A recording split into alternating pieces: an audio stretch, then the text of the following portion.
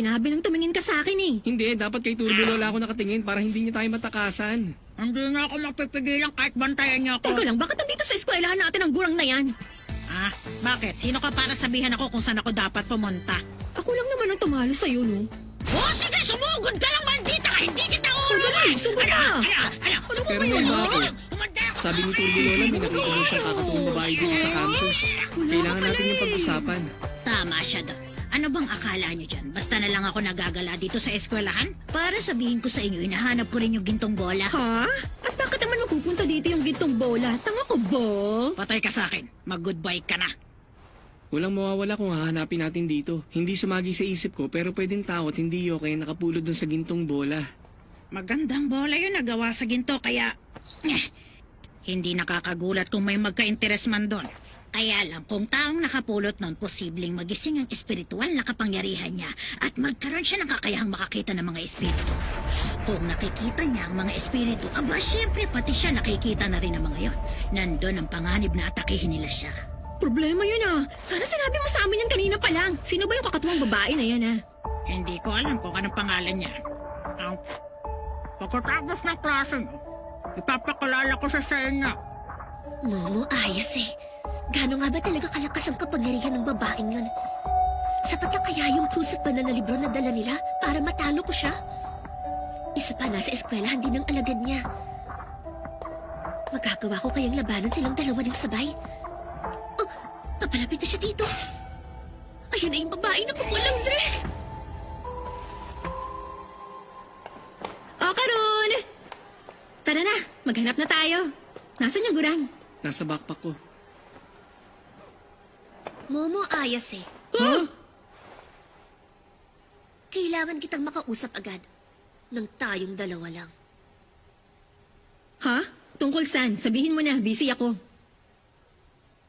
Saglit lang naman to, kaya sige na. Siya yung babaeng binagsakan ko ng planggana, di ba? Teka, nakahalata na kaya siya? Baka mamaya niyang guluhin pa ako nito. Sige na nga. O, Karun, mauna ka na muna sa aking maghanap. Huh? Sasamahan kita mamaya. Ha? Okay. Paano na yan?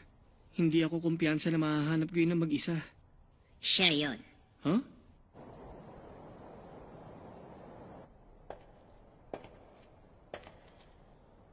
Dinala mo pa ako sa ganitong lugar. Ano bang gusto mong pag-usapan?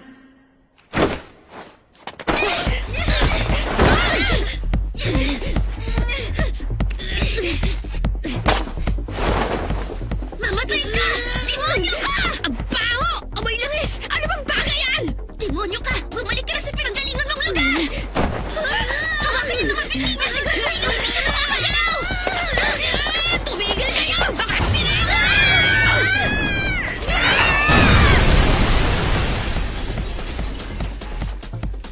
Ayan na! Mga pakpak ng demonyo! Hindi tumatalab sa kanyang krus! Kung gano'n ito naman! Gagamitin kong bigay ng langit sa akin! Magintong bola sa kanya! Teka, kung gano'n ikaw pala nakapulong sa bolang yan! Ibig sabihin na naman kung anong bola to? Pwes hindi ko to ibibigay sa'yo! Dahil sagradong bola to na ipinagkaloob sa akin para gamitin upang iligtas ang buong mundo sa kasamaan! Mali ka, Tono! Bayag ni Okaron yung bolang yan! Isoli mo yan, gaga! Sobrang sama mo! Ang kapal mong basta sinasagradong bola! Ang laswa ng bibig mong mahari na mabuhay ka! Aray ko! Sama ka ba talaga? Hindi mo dapat sinasamba ng ganyan ang bayag ng iba! Isayas eh! Nakita mo na! Okaron! Buti na lang dumating ka! Hawak na babaeng tong itlog mo! Siya yung kakatuwang babae sa campus! Magkakampi ba sila, ha? Nagkakamali ka! Hindi siya yung kakatuwang babae na tinutukoy niya! Ang babae niyan, siya talaga yung pinupuntirya ng kakatuwang babae! Napasakamay na rin kita sa wakas, Ira!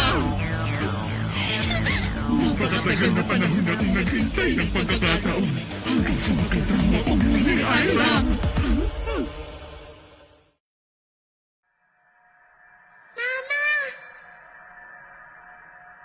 Nandito na ang mama mo! Ikaw yung alaga niya! Okaron! Gawin mo na! Oh!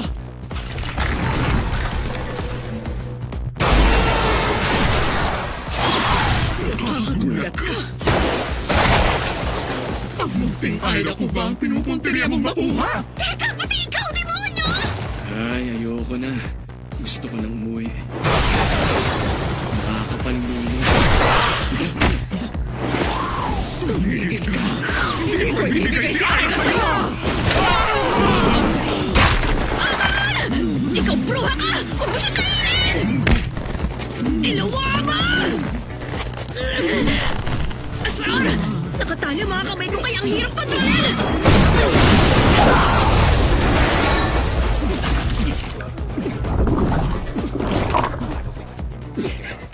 Kita rin tayo sa wakas, Ira! 10 taon akong naghintay para sa sandaling ito na tingnan mo ako! Ay, ikaw! Ang ibig sabihin hindi ka alaga ni Mama Ayas eh! Ayusin mo ang tawag mo sa akin! At ang mama mo hangal! Kung alam mo na kung gaano talaga kita kamahal, Ira! Tanda ko pa! Tinawag mo akong mama nung araw na yon, hindi ba? Sobrang saya ko noon. Iyon ang unang beses na may tumawag sa akin ng ganun. Ulitin mo, tawagin mo ako ulit ng ganun! Bilis na, tawagin mo ako, Mama! Hoy, matandang hukluban! Ibalik mo sa akin si Okarun! Ang akala ko ba hindi dapat nananakit ng mga taong mga katulad niyo? Puro na lang kayo mga sagabal. Nasa gitna kami ng madamdami naming muling pagkikita. Hoy, teka lang, Mama Ayas eh! Ano ba tong nilalang na to? Hindi naman kaya kalaban niyo talagang demonyong to? Kung ganun pala, magtulungan tayo para matalo natin tong demonyo, okay? Ano ba yung pinagsasasabi mo dyan, ah? Muntik na ako doon ah. Akala ko magiging pulutan eh. Turbo Lola! Ang sabi dito, acrobatic silky ang tawag sa kanya. Ay, teka lang, smartphone ni Muko yan, ah! Ninakaw mo na nga, nakiki-internet search ka pa? Teka, pulang bestida, akrobatikong pagkilos at saka malasot lang buhok. Yokay ka rin, di ba? Pero hindi mo kilala kung sino siya? Hala naman kasi akong paki sa mga baguhang multong kagaya niya, no? Hoy, ako ang nagpiling nila lang para sa misyong to! Ako lang dahil sobrang ganda ko! Natural lang sa akin ang tumara ng mga halimaw na gaya mo! Bunti kong Ira, anong sinabi mo? Natural lang sa akin ang tumalo ng mga halimaw ng gaya mo at panatilihin ang kapayapaan!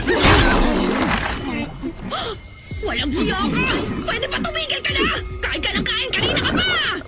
Ikaw ang may kasalanan nito! Sinunsulan mo si Ira para maging delinkwente siya at magrebelde sa akin! Tinawag niya akong isang halimaw kanina lang! Minsan hindi pa niya ako tinawag ng gano'n! Ay, Lola, bilisan mo! Kalagan mo na ako! Hindi kita kayang kalagan. Ano ka ba? Tumulong ka naman, pwede! Kakatapos lang niya kainin si Okarun, may hirapan akong labanan siya mag-isa! Teka, kayo to mga pasaway na kumuha ng kapangyarihan ko, di ba? Pues wala akong magagawa para sa inyo. Huwag ka naman ganyan!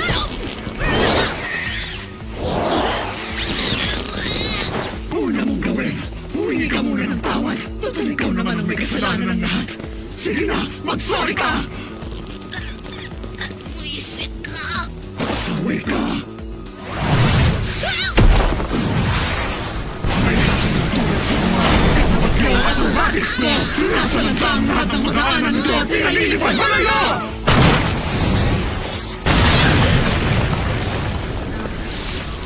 Ayan!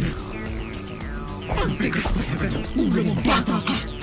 Si Ira lang ang pwedeng tumawag sa akin dito pero pwede mo na rin akong tawagin ng ganun kung talagang gusto mo. O siya, subukan mo akong tawagin mama. Pag sinabi mo yan, patatawarin na kita. Sige na. Hindi ko marinig ang boses mo. Sabihin mo na maayos, handa ka na? Mama! Sabihin mo na sabi, masaway ka! Tawagin mo na akong mama! Ang tulat! Buisit ka!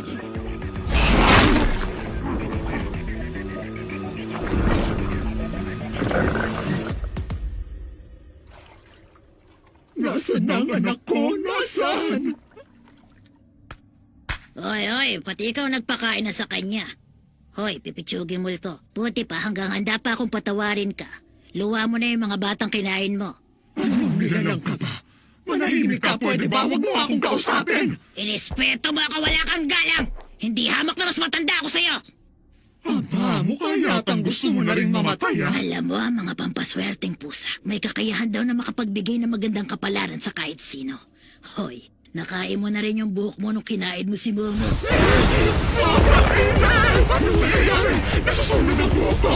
Nasusunog ang pati loob ng katawan ko! Anong ginawa mo sa akin, wisit na pusa? Alam mo kasi, yung krus na hawak ng babaeng yon, lighter talaga yon.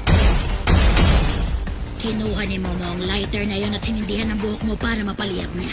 Wala namang nasusunog na bagay sa tiyan mo eh. Kaso hindi mo sinasadyang makain pati ang sarili mong buhok. Nagkataon mo. Pero dahil nandito ako, kaya nagkaroon ng katuparan ng ganung pagkakataon.